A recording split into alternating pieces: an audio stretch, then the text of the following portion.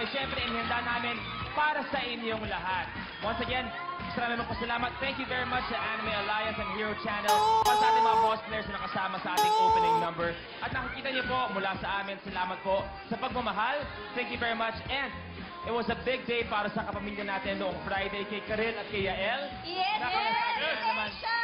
Congratulations and best wishes to Kay and to Yael. Pero eto, sobrang thankful din tayo dahil sa mga hawak natin.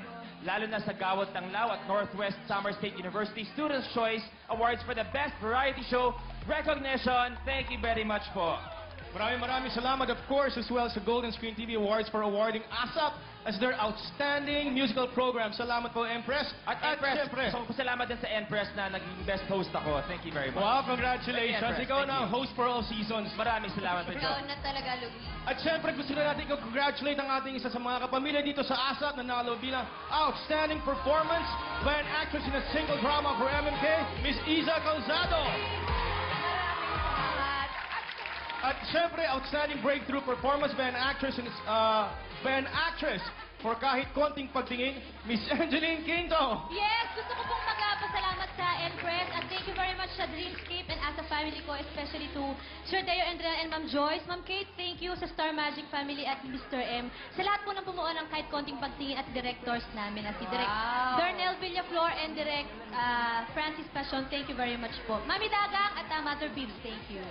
Si Miss Iza naman. Ako po gusto ko lang magpasalamat sa Golden Screen Award sa Empress, sa aking MMK family, kay Direk Noel Naval, at sa lahat po ng nakasama ko sa episode na yon ng Taong Bangus. Maraming salamat po. And to my ASAP family, thank you also.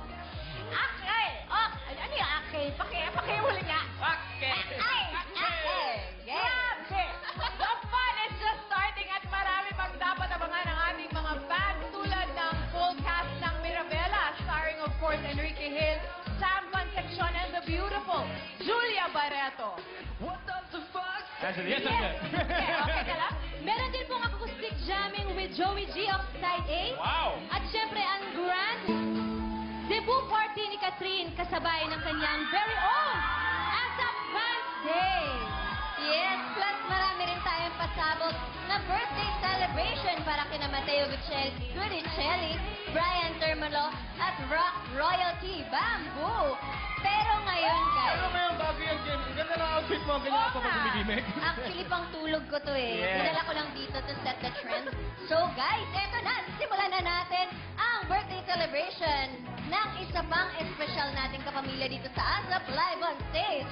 Richard, Kian, Aiza, and the birthday girl here. Herself, Juris! ASAP Sessionistas!